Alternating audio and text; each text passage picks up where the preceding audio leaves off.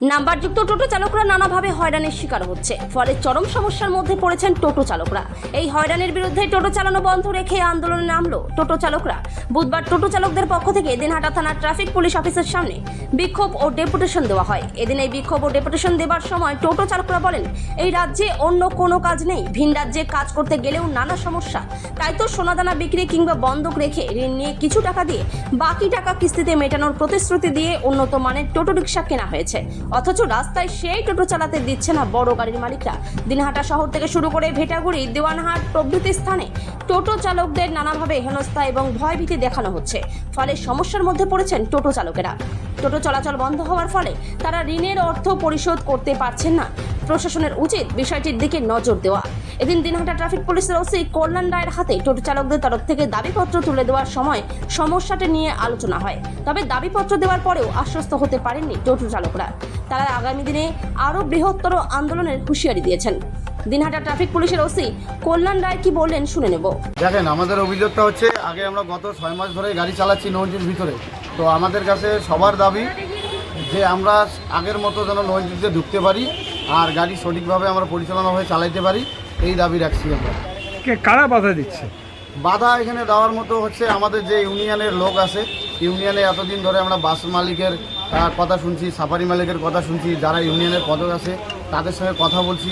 বলার পরে আমরা ঢোকার পরে এতদিন ধরে ভেটাগুড়ি দেওয়ানহাট চালাচ্ছি।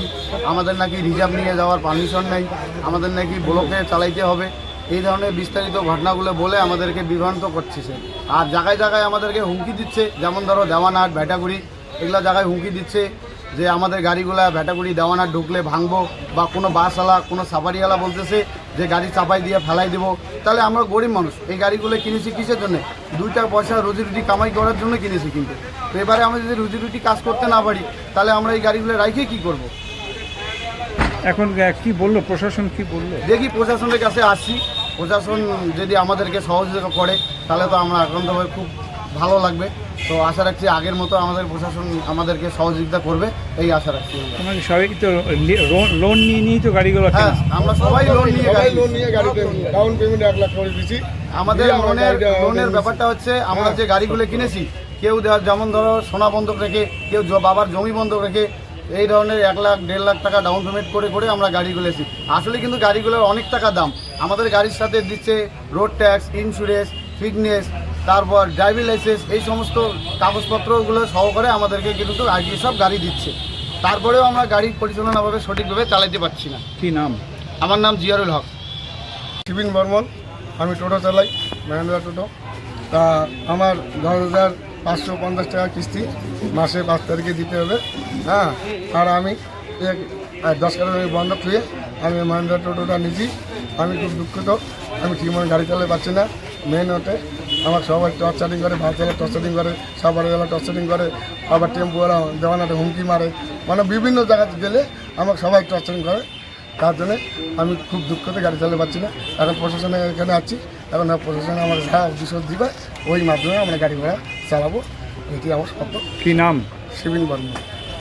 ততদিন এভাবেই চলবে, সমস্যার সমাধান হলে সেটা ডিসিশন নিয়ে একটা জানানো হবে। এদের কম? আমার নাম কল্যাণ চন্দ্র। এদের বলা হয়েছে কোনো রকম টোটো চলবে না রাস্তাতে। এরকম কিছু বলা হয়নি যে টোটোর রাস্তায় চলবে না, এরকম কোনো ইনস্ট্রাকশন নেই বা এরকম কিছু বলা হয়নি। প্রশাসন না, কোনো সংগঠন থেকে বলা হয়েছে? হ্যাঁ, সেটা ওদের ব্যাপার, ওদের সংগঠন বলতে পারে, আমরা এইভাবে বলতে পারি না বা আমরা বলি না। সরকারি কোনো নির্দেশিকা আছে কি এরকম? সরকারি নির্দেশিকা আমার কাছে একটা নির্দেশিকা আছে যে যেগুলো পুরোনো মানে হ্যান্ডমেড টোটো, এগুলোকে সিজ করতে হচ্ছে। হ্যাঁ, সিজ করে এমনকি সিজ করে ওগুলোকে ড্যামেজ করতে হচ্ছে। ড্যামেজ মানে একদম মিউনিসিপ্যালিটির যে আমাদের ডাম্পিং গ্রাউন্ড, ওখানে দিতে হয়েছে। কিন্তু সেইভাবে আমরা এখনও সিজ করা শুরু করিনি। 2-1টা টোটো সিজ করতেছি, সেগুলো আবার কোর্ট থেকে ফাইন দিয়ে ওরা রিলিজ করে নিচ্ছে। এই সিজটা কবে থেকে শুরু হয়েছে আপনাদের? এই সিস্টেম আগের থেকে অর্ডার ছিল, কিন্তু অ্যাক্টিভ হয়নি, এখন অ্যাক্টিভ করা হচ্ছে।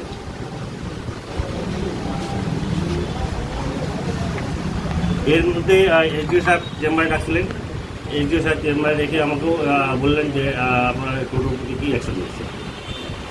স্যার টোটো দিয়ে একটা সিজ করতে, এর আগে একটা আমাকে মেসেজ দিয়েছিলেন যে 3 মাসে 20 টানাতে টোটো সিজ করছিলাম আমার মায়ের, ওটা আমাকে ভেরি লো সিজ, আরও বেশি সিজ লাগে।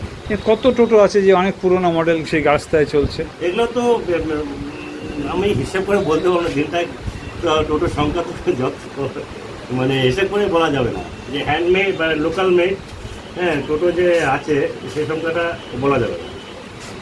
লোকাল মেড যেগুলো কোনো রেজিস্ট্রেশন নেই, এগুলো আরটিওকেও বলছেন যে কী বলে যে যেখানে ইয়ে হচ্ছে মেড হচ্ছে সেই জায়গাগুলোকে সিজ করতে হচ্ছে।